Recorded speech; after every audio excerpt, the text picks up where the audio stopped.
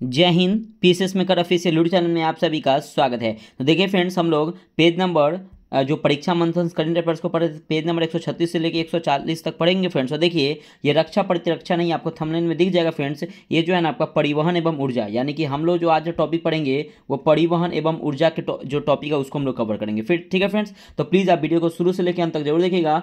Video कैसा लगेगा comment करके बताइएगा फ्रेंड। डेली आपको मॉर्निंग में 7 बजे सुबह में क्या होता है कि फ्रेंड्स, ये वीडियो आपको परीक्षा मंथन करंट अफेयर्स का पेज बाय पेज अपलोड किया जाता है ज्ञान बिंदु जेएस एकेडमी के होमवर्क के द्वारा। ठीक है ना, वो जो होमवर्क मिलता है उसको अपडेट करते हैं यहाँ पे। और उसके बाद शाम में 6:30 6:30 PM में आपको क्या होता है फ्रेंड्स की होमवर्क सीरीज का वीडियो आपको प्रोवाइड किया था, तो उसे भी आप जरूर देखिएगा। ठीक है, देखते हैं आज का हमारा पॉइंट। देखिए, सिंकुन ला दुनिया का सबसे ऊंची सुरंग, ये इंपॉर्टेंट है, सुनिएगा। हाल ही में प्रधानमंत्री द्वारा सिंकुन ला सुरंग का निर्माण कार्य शुरू किया गया है। इसका निर्माण नीमू पदुम कारचा सड़क पर लगभग 15,800 फीट की ऊंचाई पर किया गया था। ये अपने आप में क्वेश्चन है, सुनिएगा कि सिंकुन ला दुनिया की सबसे ऊंची सुरंग है, जिसका सुरंग का निर्माण कार्य शुरू किसने करवाया था? नरेंद्र मोदी के द्वारा। ठीक है, देखिए, ये दुनिया की सबसे अधिक ऊंचाई पर बनी सुरंग होगी। इसकी लंबाई 4.1 किलोमीटर होगी। हाल ही में कारगिल पहुंचे पीएम नरेंद्र मोदी ने सुरंग बनाने के लिए पहला विस्फोट किया, जिससे लेह का हर मौसम में मतलब कि संपर्क स्थापित होगा। अब देखिए, दुनिया की सबसे ऊंची सुरंग होगी और पीएमओ के अनुसार सिंकुन ला सुरंग न केवल हमारे सशस्त्र बलों और उपकरणों की तेज और कुशल मतलब कि आवाजाही सुनिश्चित करेगी, बल्कि लद्दाख में आर्थिक और सामाजिक विकास को भी बढ़ावा मिलेगी। सेला सुरंग, देखिए अरुणाचल प्रदेश की सेला सुरंग को international book of honour England United Kingdom द्वारा भारत की सबसे ऊंची सुरंग के रूप में मान्यता दी गई थी। ये इंपॉर्टेंट है, भारत की सबसे ऊंची सुरंग कौन है? तो सेला सुरंग है। ठीक है, ये ध्यान रखिए, अरुणाचल प्रदेश में स्थित है। यह मान्यता पटेल इंजीनियरिंग लिमिटेड द्वारा किए गए निर्माण के साथ प्रोजेक्ट वर्तक के माध्यम से 13,000 फीट की ऊंचाई पर सुरंग बनाने की सीमा सड़क संगठन बीआरओ की उपलब्धियां को रेखांकित करती है। देखिए, सेला सुरंग दुनिया की सबसे लंबी द्विलेन सुरंग है, जो असम के तेजपुर को अरुणाचल प्रदेश के पश्चिमी कामेंग जिला में तवांग से जोड़ने वाली सड़क पर बनाई गई है। ये क्वेश्चन बना था, आज देखिएगा। आगे देखिए, संजौली ढल्ली सुरंग 25 दिसंबर 2023 को हिमाचल प्रदेश के मुख्यमंत्री सुखविंदर सिंह सुक्खू, ये अपने आप में क्वेश्चन है कि हिमाचल प्रदेश के मुख्यमंत्री कौन बने हैं? तो सुखविंदर सिंह सुक्खू ने हिमाचल प्रदेश की राजधानी शिमला के संजौली में नवनिर्मित संजौली ढल्ली सुरंग का उद्घाटन किया था। किसने किया है? तो हिमाचल प्रदेश के मुख्यमंत्री कौन है? तो सुखविंदर सिंह सुक्खू। याद रखिए किसकी? तो नवनिर्मित संजौली ढल्ली सुरंग का उद्घाटन किया है। कहाँ पे था? हिमाचल प्रदेश में। देखिए, यह सुरंग हिमाचल प्रदेश की राजधानी शिमला के संजौली और ढली मतलब कि ढली को जोड़ेगी। 154.22 मीटर लंबी यह सुरंग का निर्माण 47.36 करोड़ की लागत से किया गया है। सुरंग में शिमला के जातर जुलूस विषय पर चित्रित मतलब कि चित्रकारी भी की गई है। ठीक है, आगे आपका है कि महाराष्ट्र में संविधान पार्क, ये भी इंपॉर्टेंट है। महाराष्ट्र के पहले संविधान पार्क का उद्घाटन पुणे में किया गया है। ठीक है, और इस पार्क को भारतीय सेना और पुनीत बालन ग्रुप द्वारा संयुक्त रूप से विकसित किया गया था। पहला क्वेश्चन ये बनेगा कि बताइए कि आखिर पहला संविधान पार्क का उद्घाटन किस राज्य में किया गया? तो महाराष्ट्र में मई 2024 में।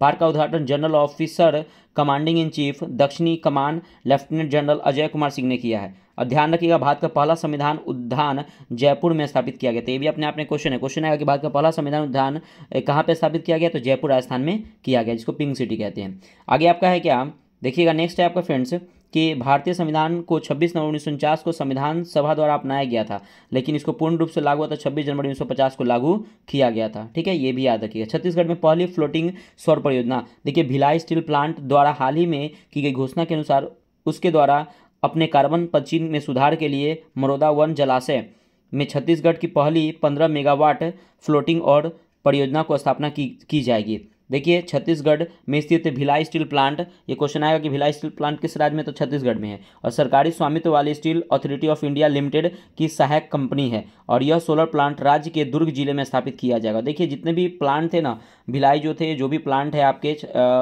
बोकारो, भिलाई, ये सब जो भी प्लांट है, मैं चारों प्लांट्स के बारे में आपको बता दिया हूँ। आप उसे जाके देखिएगा, होमवर्क सीरीज डेज 26 में मैं अच्छे से बताया हूँ। ठीक है, एक बार देख लीजिएगा। भारत विश्व का तीसरा बड़ा सौर ऊर्जा उत्पादक, ये भी इंपॉर्टेंट है, सुनिएगा। 8 मई 2024 को अंतर्राष्ट्रीय ऊर्जा विश्लेषण एजेंसी एम्बर ने वैश्विक विद्युत समीक्षा 2024 नामक रिपोर्ट जारी की। इस रिपोर्ट के अनुसार वर्ष 2023 में भारत जापान को पीछे छोड़कर विश्व का तीसरा सबसे बड़ा सौर ऊर्जा उत्पादक देश बन गया है। अब देखिए वर्ष 2023 में जापान की 110 मिलियन यूनिट की तुलना में भारत ने 2023 में 110 बिलियन यूनिट सौर ऊर्जा उत्पन्न की है। दुनिया का सबसे बड़ा नेट जीरो कैंपस राजगीर के वैभवगिरी की तलहट्टी में बना अंतर्राष्ट्रीय नालंदा विश्वविद्यालय का कैंपस विश्व का सबसे बड़ा नेट जीरो कैंपस है। ये बहुत इंपॉर्टेंट है। नालंदा, ये जो नालंदा विश्वविद्यालय है, ये इसकी स्थापना कुमार गुप्त ने किया था, ये आपको पता होना चाहिए। और ये 8.3 किलोमीटर लंबी दीवार से घिरा है और कुल 455 एकड़ में के पर्यावरण अनुकूल हरित कार्बन तटस्थ टिकाऊ परिसर का निर्माण अंतर्राष्ट्रीय मानकों के अनुरूप में कराया गया है। देखिए नेट जीरो का मतलब यह होता है कि जो भी कार्बन उत्सर्जन होता है उतनी ही मात्रा में वायुमंडल से बाहर निकाल कर संतुलित किया जाता है, उसको नेट जीरो कहते हैं। ठीक है। अब देखिए लचित बोरफुकन को 125 फुट प्रतिमा का अनावरण किया गया है। 9 मार्च 2024 को प्रधानमंत्री नरेंद्र मोदी ने पूर्वी असम के जोरहाट में असोम जनरल लचित बोरफुकन को 125 फीट की कांस्य प्रतिमा का अनावरण किया था। ये अपने आप में इंपॉर्टेंट है, सुनिएगा देखिएगा। ये जो नरेंद्र मोदी ने आसाम में क्या होता है कि जोरहाट में असोम जनरल लचित बोरफुकन की 125 फुट की कांस्य प्रतिमा का अनावरण किया है। 16.5 एकड़ में फैले इस क्षेत्र में एक पर्यटन स्थल के रूप में विकसित किया जा रहा है। देखिए लचित बोरफुकन की इस प्रतिमा को नींव फरवरी 2022 में पूर्व राष्ट्रपति रामनाथ कोविंद ने रखी थी। ठीक है। और याद रखिएगा कि लचित बोरफुकन अहोम साम्राज्य के एक प्रसिद्ध सेना कमांडर थे। उन्हें 1671 ईस्वी की सराय घाट की लड़ाई, ठीक है, मैं उनके नेतृत्व के लिए जाना जाता है। तो क्वेश्चन आएगा कि सराय घाट की लड़ाई कब लड़ी गई थी, तो याद रखिएगा 1671 ईस्वी में। ठीक है। जिसमें राजा राम सिंह प्रथम के नेतृत्व में शक्तिशाली मुगल सेना द्वारा असम के वापस लेने के प्रयास से विफल कर दिया था। सुदर्शन सेतु प्रधानमंत्री मोदी ने 25 फरवरी 2024 को गुजरात के द्वारका जिले में बेट द्वारका द्वीप को ओखा से जोड़ने वाली अरब सागर पर देश के 2.32 किलोमीटर लंबे केबल आधारित पुल सुदर्शन सेतु का उद्घाटन किया। ये अपने आप में बहुत इंपॉर्टेंट है, गुजरात में किया है। ठीक है, ध्यान रखिएगा। और 4 लेन का ये केबल ब्रिज अद्वितीय डिजाइन वाला है। इसके दोनों तरफ श्रीमद् भागवत गीता के श्लोकों और भगवान श्री कृष्ण की छवियों से सजा हुआ 2.5 मीटर चौड़ा फुटपाथ है। इस पुल के निर्माण में 979 करोड़ रुपए की लागत आई है। बेट द्वारका ओखा बंदरगाह के पास एक द्वीप है जो कि द्वारका शहर से लगभग 30 किलोमीटर दूर है। यह भगवान कृष्ण का प्रसिद्ध द्वारकाधीश मंदिर है स्थित है। पहले इस मंदिर तक केवल नाव से ही पहुंच जा सकता। इस पुल के निर्माण से श्रद्धालुओं को और स्थानीय लोगों को बड़ी सुविधा होगी। देखिए नदी के नीचे चलने वाली देश की पहली मेट्रो प्रधानमंत्री नरेंद्र मोदी ने 7 मार्च 2024 को कोलकाता में हुगली नदी के नीचे चलने वाली देश की पहली बहुप्रक्षिप्त मेट्रो सेवा को राष्ट्र का समर्पित किया था। ये भी इंपॉर्टेंट अपने आप में कि सबसे पहले जो नदी के नीचे चलने वाली देश की पहली मेट्रो कहाँ पे चली, तो कलकत्ता में चली। ठीक है ना, पहली मेट्रो की शुरुआत कलकत्ता में भी हुई है, ध्यान रखिएगा। भारत में यह पहली अंडर वाटर मेट्रो परियोजना जिसके हुगली नदी के तट पर नीचे अप व डाउन लाइन की ओर से 2 सुरंगे टनल तैयार की गई थे। किस नदी पर चली है, तो हुगली में, ध्यान रखिएगा। अब देखिए पानी के नीचे 520 मीटर लंबी है, कितनी मीटर, 520 मीटर लंबी सुरंगों में मेट्रो दौड़ेगी जिसका अब लोग आनंद उठा सकेंगे। यह 4.8 किलोमीटर लंबी हावड़ा मैदान एस्प्लेनेड भूमिगत मेट्रो खंड का हिस्सा है। अब देखिए अमृत भारत स्टेशन योजना 10 जनवरी 2024 को रेल मंत्रालय ने पुनर्विकास के लिए यूडुपी स्टेशन को अमृत भारत स्टेशन योजना में शामिल किया गया था। किस स्टेशन को, तो यूडुपी स्टेशन को। ठीक है। फरवरी 2023 में केंद्रीय बजट में भारतीय रेलवे नेटवर्क के 1275 स्टेशनों को अमृत भारत स्टेशन योजना के तहत कवर करने की घोषणा की गई। प्रधानमंत्री रेलवे स्टेशनों के विकास और पुनर्विकास के लिए 6 अगस्त 2023 को अमृत भारत स्टेशन योजना का शुभारंभ किया गया था। ये अपने में क्वेश्चन है कि अमृत भारत स्टेशन योजना की शुभारंभ कब किया गया, तो 6 अगस्त 2023 को। इस योजना में पुनर्विकास के लिए मास्टर प्लान बनाना है और उसे चरणबद्ध तरीके से क्रियान्वयन करने की शामिल करना है। देखिए कोच्चि लक्षद्वीप समूह सबमरीन ऑप्टिकल फाइबर कनेक्शन परियोजना। देखिए 3 जनवरी 2024 को प्रधानमंत्री नरेंद्र मोदी ने लक्षद्वीप के कवारती में, याद रखिए लक्षद्वीप की राजधानी कवारती में प्रौद्योगिकी ऊर्जा जल सहित कई क्षेत्रों को कवर करने वाली 1150 करोड़ रुपए के अधिक की विभिन्न विकसित परियोजना की घोषणा की है। ठीक है ना। आगे देखिएगा कि इस परियोजना के माध्यम से स्वतंत्रता के पश्चात पहली बार लक्षद्वीप को सबमरीन ऑप्टिकल फाइबर केबल से जोड़ा जाएगा। यह परियोजना लक्षद्वीप द्वारा एक इंटरनेट स्पीड में वृद्धि जिससे तेज और अधिक विश्वसनीय इंटरनेट सेवाएं, टेलीमेडिसिन, ई गवर्नेंस, शैक्षिक पहल, डिजिटल बैंकिंग, डिजिटल मुद्रा उपयोग, डिजिटल साक्षरता आदि सुविधा प्रदान किया जा सकेगा। देश का पहला बालिका सैन्य विद्यालय रक्षा मंत्री राजनाथ सिंह ने उत्तर प्रदेश के मुख्यमंत्री योगी आदित्यनाथ ने 1 जनवरी 2022 को देश का पहला बालिका सैन्य विश्वविद्यालय को समर्पित किया था। क्वेश्चन यहाँ पे बनेगा कि देश का पहला बालिका सैन्य विद्यालय कहाँ पे था, यूपी में। किसने उद्घाटन किया था, रक्षा मंत्री राजनाथ सिंह ने। ठीक है ना। अब ध्यान रखिए इसका आयोजन मतलब कि कब समर्पित किया गया, तो 1 जनवरी 2022 को। ठीक है, ये ध्यान रखिएगा। आगे है कि इस स्कूल का उद्घाटन सभी राज्यों एवं केंद्रशासित प्रदेशों में गैर सरकारी संगठनों, निजी राज्य सरकारी विद्यालयों के साथ साझेदारी के अंतर्गत 100 नए सैनिक स्कूल की स्थापना के पहल के तहत किया गया है जिसमें 42 विद्यालय स्थापित किए जा चुके हैं। देखिए दुनिया का सबसे बड़ा क्रूज मतलब कि आइकॉन ऑफ द सीज उद्घाटन 27 जनवरी 2024 को किया। उद्घाटन स्थल मियामी बंदरगाह फ्लोरिडा में किया गया। निर्माता कौन है? तो रॉयल कैरेबियन। नामकरण लियोनेल मेसी द्वारा। लंबाई 1200 फीट और ऊंचाई 20 मंजिल। ठीक है। उत्तर प्रदेश का पहला ग्लास स्काई वॉक ब्रिज, ये भी इंपॉर्टेंट है। देखिए अप्रैल 2024 में उत्तर प्रदेश के चित्रकूट जिले के तुलसी जल प्रपात में प्रदेश का पहला ग्लास स्काई वॉक ब्रिज बनाया गया था। ध्यान रखिएगा कि उत्तर प्रदेश का पहला मतलब स्काई बना गया कहाँ पे था? किस नदी? चित्रकूट जिले में। कहाँ पे? तो तुलसी जल प्रपात में प्रदेश का पहला ग्लास स्काई ब्रिज बनाया गया। ठीक है। इस ब्रिज का निर्माण वन और पर्यटन विभाग ने गाजीपुर की पवन सुत कंस्ट्रक्शन कंपनी ने करवाया। इस ब्रिज को भगवान राम के धनुष और बाण के आकार का बनाया गया है। धनुष का बाण के आकार के बने ब्रिज में खाई की ओर बाण लंबाई 25 मीटर है, जबकि दोनों पिलर के बीच में धनुष, जबकि लंबाई 35 मीटर है। इस ब्रिज की भार क्षमता प्रति वर्ग किलोमीटर में 500 किलोग्राम है। भारत का पहला वर्टिकल लिफ्ट ब्रिज। देखिए भारतीय रेल मंत्रालय के अनुसार भारत की मुख्य भूमि को रामेश्वर द्वीप से जोड़ने वाला भारत का पहला vertical lift rail bridge Pamban बहुत जल्द ही परिवहन के लिए शुरू किया जाएगा। ठीक है। अब देखिए यह देश की मुख्य भूमि तमिलनाडु के मंडपम को रामेश्वर द्वीप से जोड़ने वाला भारत का पहला वर्टिकल ऊर्ध्वाधर लिफ्ट ब्रिज है। तो ये इंपॉर्टेंट है। किसको जोड़ेगी? तो याद रखिएगा तमिलनाडु के मंडपम को रामेश्वर द्वीप को जोड़ने वाली है। ठीक है। आगे देखिएगा, आगे आपका है कि वर्टिकल लिफ्ट क्या है? सुनिएगा। वर्टिकल लिफ्ट ब्रिज एक ऐसा ब्रिज होता है जिसके बीच वाले हिस्से को ऊपर उठाया जा सकता है। ठीक है। ठीक है। तो ध्यान रखिएगा। तो ये क्या हो जाएगा कि हिस्से को ऊपर उठाया जा सकता है। आगे आपका है कि इस ब्रिज की आधारशिला प्रधानमंत्री नरेंद्र मोदी ने नवंबर 2019 में पुराने पुल के समानांतर रखी थी। ठीक है ना। इसकी आधारशिला किसने रखी? नरेंद्र मोदी ने। कब? 2019 में। ये ध्यान रखिएगा। इस ब्रिज का निर्माण कार्य रेल विकास निगम लिमिटेड द्वारा फरवरी 2020 में शुरू किया गया। काम शुरू हुआ 2020 में। निर्माण मतलब कि इसको पुल मतलब कि आधारशिला रखी 2019 में। ठीक है ना। और इसे दिसंबर 2021 तक पूरा किया जाना था, लेकिन कोरोना महामारी के कारण इसे सीमा बढ़ा दिया गया। ठीक है। और इस पुल की लंबाई 2.05 किलोमीटर है। यह मौजूदा पुल से 3.0 मीटर ऊंचा है, जो समुद्र तल से 22.0 मीटर की नेविगेशन एयर क्लियरेंस प्रदान करता है। अटल सेतु देखिए, यह अपने आप में क्वेश्चन, यहाँ से क्वेश्चन बना था।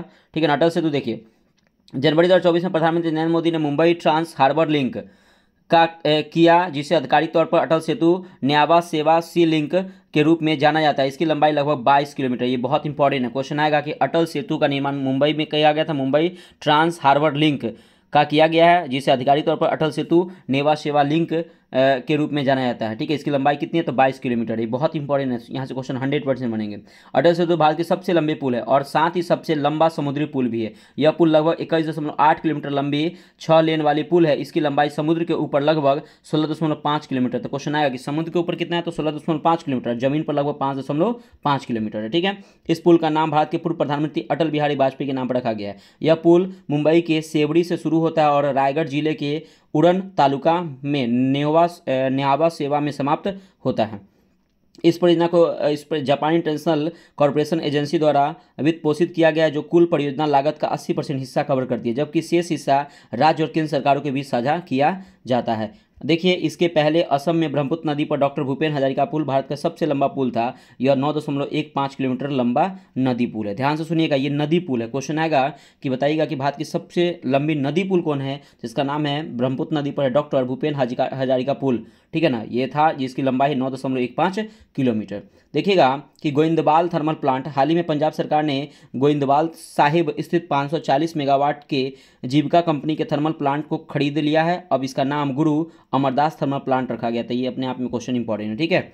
आगे देखिए, यह बिजली संयंत्र पहली निजी कंपनी जीविका पावर के स्वामित्व में था, जिसे 1080 करोड़ रुपए में खरीदा गया था। यह तरनतारन के गोइंदवाल साहिब में 1100 एकड़ भूमि में फैला हुआ है।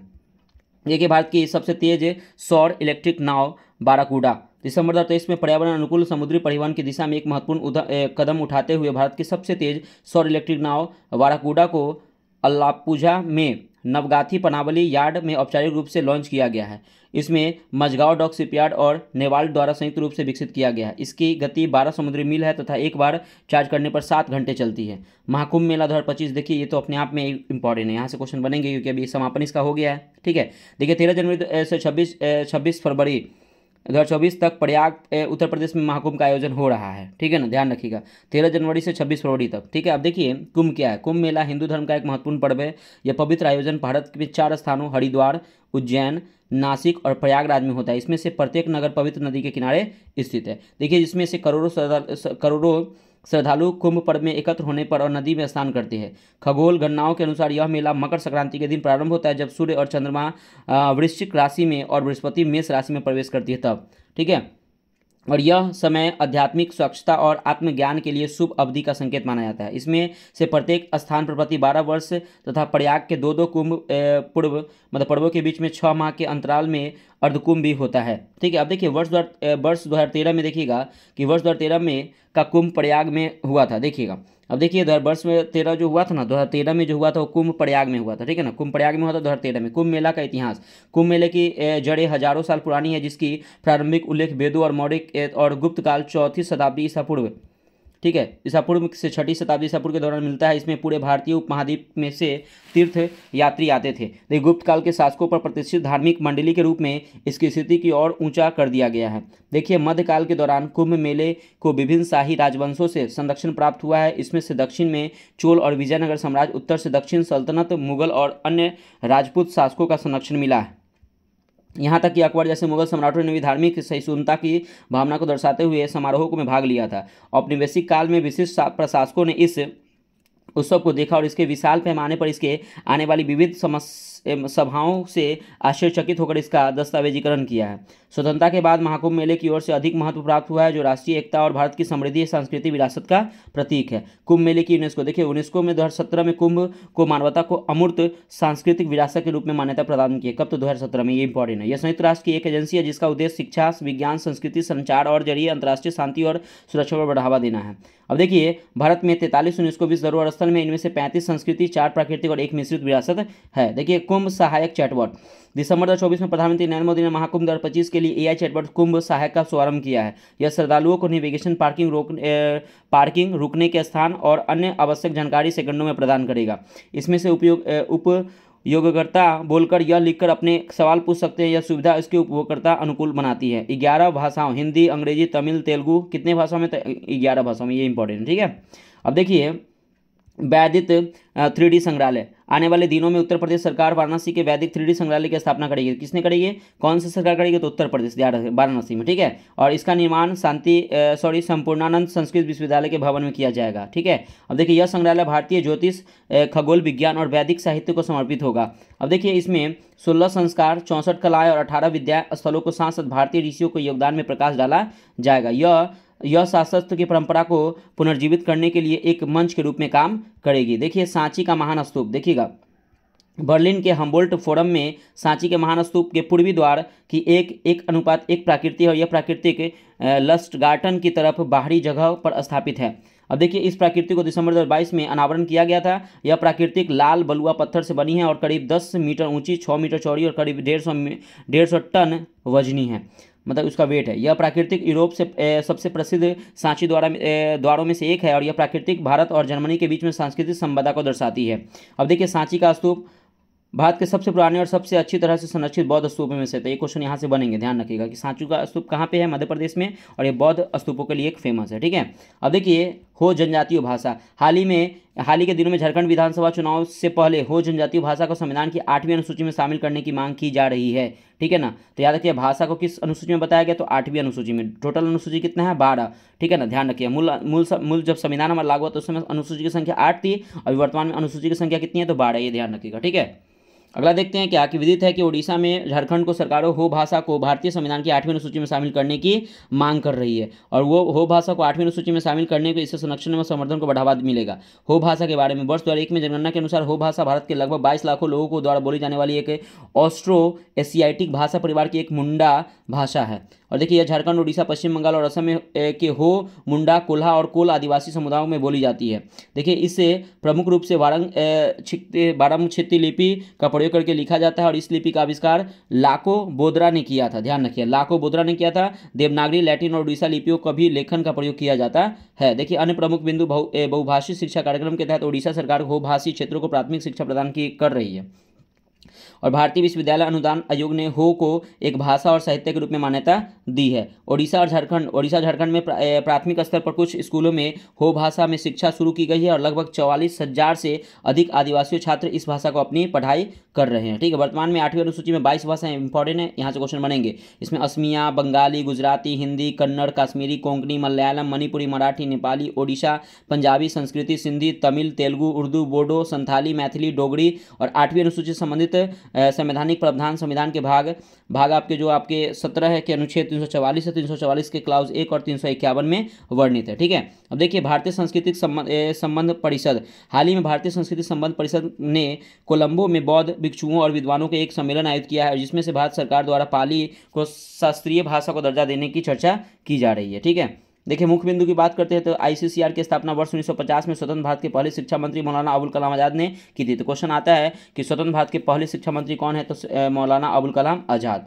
आईसीसीआर की स्थापना 1995 में इन्होंने की थी। अपनी स्थापना से लेकर वर्ष 1958 तक आईसीसीआर शिक्षा मंत्रालय के प्रशासनिक अधिकार क्षेत्र में अंतर्गत था। यह व्यवस्था 22 अप्रैल 1970 को तक जारी रही थी और जब विदेश मामलों की कैबिनेट समिति का निर्णय के बाद परिषद का अधिकार क्षेत्र विदेश मंत्रालय को हस्तांतरित कर दिया गया। ठीक है, और उल्लेखनीय यह है कि भारतीय सरकार का एक स्वायत्त संगठन है जो अन्य देशों और उसके लोगों के साथ संस्कृति आदान प्रदान करती है। तो देखिए फ्रेंड्स, ये आपका पेज नंबर आपको यहाँ पे दिख रहा है, पेज नंबर 140। तो यहाँ पे 136 से लेके 140 तक आपका जो होमवर्क दिया गया था उसको मैं यहाँ पे कंप्लीट करता हूँ। और देखिए फ्रेंड्स, अगर अभी तक आप कल वाला जो डे 26 का होमवर्क सीरीज नहीं देखे होंगे तो प्लीज़ आप एक बार जाके देखिएगा, प्लेलिस्ट विजिट कीजिए, आपको वहाँ पे होमवर्क सीरीज मिलेगा। और देखिए फ्रेंड्स, आप टेलीग्राम से जुड़ जाइए, क्योंकि कोई भी लेटेस्ट इन्फॉर्मेशन होगा, कोई भी टेलीग्राम से मतलब कोई भी अगर पीडीएफ चाहिए तो कोई भी और information exam oriented, admit card जो भी अगर चाहिए, करंट अफेयर से रिलेटेड मतलब कोई भी चीज़ हमेशा उस पर अपडेट करते रहते हो। तो प्लीज़ आप पीसेस मेरे चैनल से जुड़ जाइए। वीडियो कैसा लगा कमेंट करके बताइएगा फ्रेंड्स, और आप डेली ऐसी वीडियो बनाने के लिए चैनल को सब्सक्राइब जरूर कीजिएगा। ठीक है फ्रेंड्स, तो मिलते हैं नेक्स्ट वीडियो में। बाय बाय, जय हिंद दोस्तों।